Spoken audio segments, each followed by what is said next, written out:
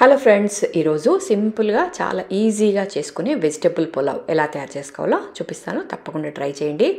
ఎవరైనా ఈజీగా చేసుకోవచ్చండి. పిల్లల లంచ్ బాక్స్ కానీ లేకపోతే మీరు ఆఫీస్కి వెళ్ళేటప్పుడు కానీ ఇలాంటి సింపుల్ వెజ్ పులావ్ చేసుకున్నారనుకోండి, టేస్టీగా ఉంటుంది, అలాగే తొందరగా కూడా అయిపోతుంది. ఇంకా దీన్ని ఎలా తయారు చేసుకోవాలో చూసేద్దాం పదండి. వీటి కోసం నేను ఏమేమి తీసుకున్నానో ఫస్ట్ చూపిస్తాను. సో ఇక్కడ నేను ఆలు, క్యారెట్, అలాగే పన్నీరు, కొంచెం పాలకూర. ఇక్కడ మీరు పాలకూర ఉంటే తీసుకోండి, లేదంటే స్కిప్ చేయండి, లేదంటే మెంతెం కూర ఏదైనా ఆకుకూర ఉంటే వేసుకోండి. అలాగే పచ్చిమిర్చి, ఆనియన్స్, టమాటా కూడా కట్ చేసుకోండి. నేను టమాటా చూపించలేదు. సో టమాటా కూడా కట్ చేసి ఇవన్నీ రెడీ చేసి పెట్టుకున్నాక కుక్కర్ పెట్టుకుందాము. కుక్కర్లో చేస్తున్నాను కాబట్టి తొందరగా అయిపోతుంది. జస్ట్ కుక్కర్లో కొద్దిగా ఆయిల్ వేసి అలాగే కొంచెం బటర్ వేసుకుందాము. కొంచెం టేస్ట్ బాగుంటుందని వేసాను. అలాగే ఇందులో ఒక 3-4 లవంగాలు, ఒక ఇలాచి, కొంచెం జీలకర్ర, ఇంకంతే అండి. ఎక్కువ మసాలాలు కూడా వేయట్లేదు. జస్ట్ ఇది కొంచెం ఫ్రై అయ్యాక ఇప్పుడు మనం కట్ చేసుకున్న ఆనియన్స్, పచ్చిమిర్చి ఫస్ట్ వేసేసి ఫస్ట్ ఆనియన్స్ కొంచెం ఫ్రై అయ్యాక మిగతావన్నీ వేసేద్దాం.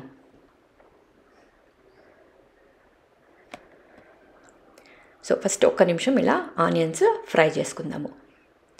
ఇలా ఒక నిమిషం ఫ్రై అయిన తర్వాత ఇప్పుడు ఇందులో కొంచెం అల్లం వెల్లిపాయ పేస్ట్, అలాగే కలర్ కోసం కొంచెం పసుపు వేశాను.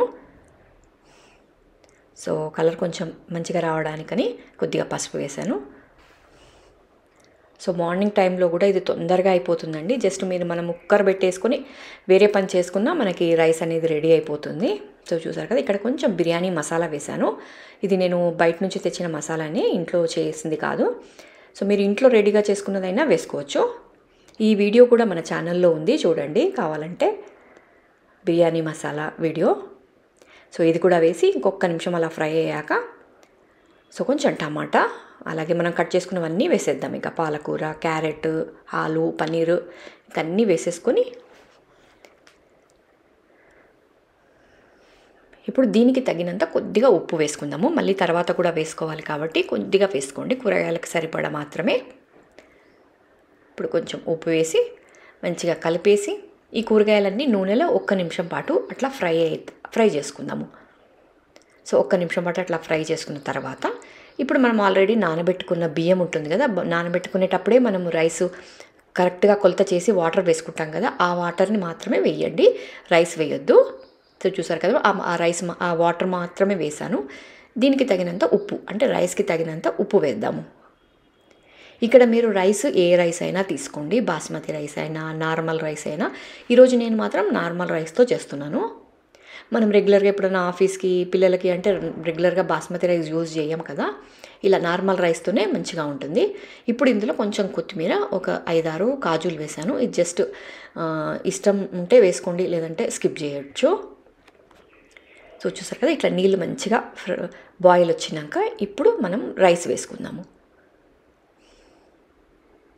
రైస్ వేసేసి ఇంకా మంచిగా కలిపేసి మూత పెట్టుకొని ఒక 2-3 విజిల్లు పెట్టుకుందాము. స్టీల్ కుక్కర్లో ఎప్పుడైనా చేస్తున్నప్పుడు మీరు 2-3 కన్నా ఎక్కువ పెట్టకండి, ఎందుకంటే కింద అడుగు పడుతుంది, మాడిపోతుంది. కాబట్టి జస్ట్ ఒక 3 విజిల్స్కే పర్ఫెక్ట్గా అయిపోతుంది. సో చూసారు కదా, ఇక్కడ ఒక 3 విజిల్లు పెట్టాను. మంచిగా పొడి పొడిలాడుతూ కరెక్ట్గా నీళ్ళు వేస్తే మనకి పర్ఫెక్ట్గా వస్తుందండి రైసు, కుక్కర్లో అయినా సరే. సో చూసారు కదా, అసలు ముద్ద రాకుండా పొడి పొడిగా చాలా బాగా వచ్చింది. సో తప్పకుండా ట్రై చేయండి ఈ పులావ్ని.